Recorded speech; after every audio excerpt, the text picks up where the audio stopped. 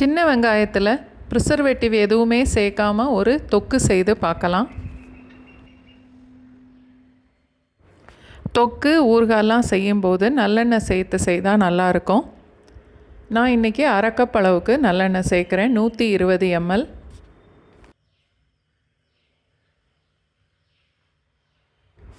கடுகு 1.5 டீஸ்பூன்,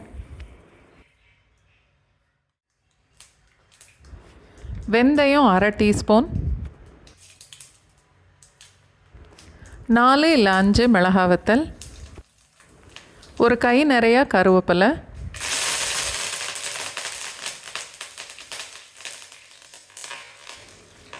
ஒரு கிலோ சின்ன வெங்காயம் நல்ல பொடிசாக வெட்டி எடுக்கணும். இல்லை சாப்பரில் போட்டு சாப் பண்ணி எடுத்துக்கலாம். வெங்காயத்தை எண்ணெயில் சேர்த்துட்டு கொஞ்சம் செவக்கிற வரைக்கும் வதக்கணும்.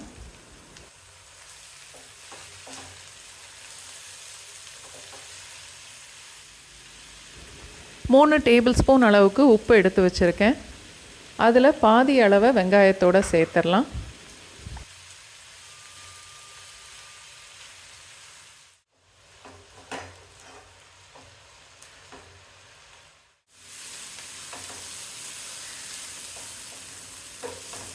வெங்காயம் இன்னும் கூட கொஞ்சம் செவக்கணும். ஒரு டேபிள் ஸ்பூன் அளவுக்கு எண்ணெய் சேர்த்துக்கலாம்.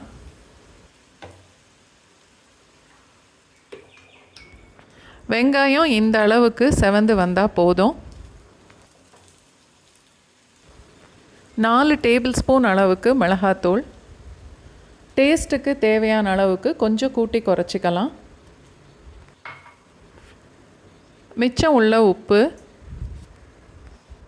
1 டீஸ்பூன் மஞ்சத்தூள், 1 டீஸ்பூன் பெருங்காயம்,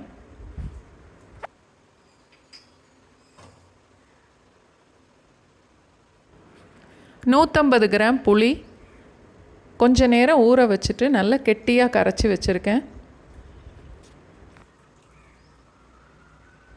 அதில் 3/4 அளவுக்கு மட்டும் இப்போ சேர்க்குறேன். டேஸ்ட்டு பார்த்துட்டு வேணும்னா மறுபடியும் சேர்த்துக்கலாம்.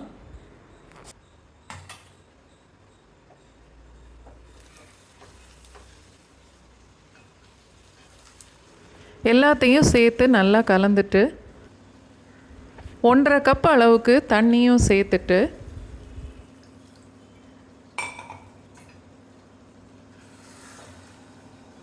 நல்லா கலந்து டேஸ்ட்டு பார்த்துட்டு உப்பு காரம் புளி இந்த இடத்துல அட்ஜஸ்ட் பண்ணிக்கலாம்.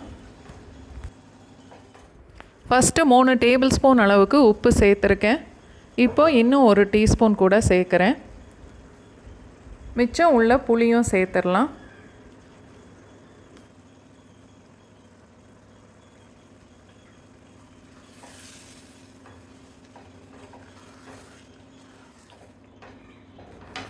மூணு டேபிள் ஸ்பூன் அளவுக்கு நான் நாட்டு சர்க்கரை சேர்க்குறேன். வெல்லம் கூட சேர்த்துக்கலாம்.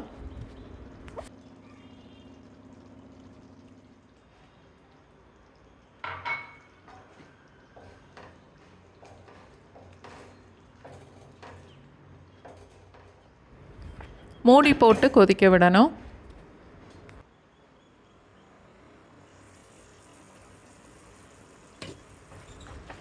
புளி உப்பு காரம் வெல்லம் எல்லாம் இந்த வெங்காயத்தோடு சேர்ந்து நல்ல கெட்டியாக வர்ற வரைக்குமே அது கொதிக்கணும்.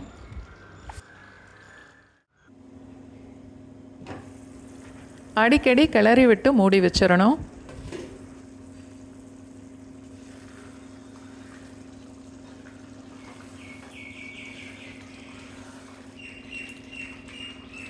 இப்போது 1 டேபிள் ஸ்பூன் அளவுக்கு ஊறுகாய் பொடியும் சேர்த்துடலாம்.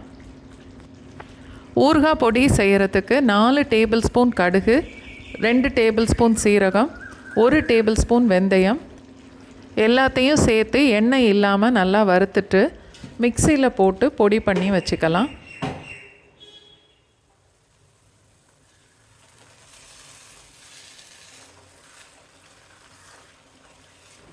வெங்காயம் நல்லா வெந்து தொக்கு இந்த அளவுக்கு கெட்டியாக வரணும்.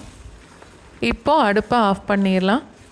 நல்லா ஆறுனதுக்கப்புறம் பாட்டிலில் போட்டு ஸ்டோர் பண்ணி வச்சுக்கணும்.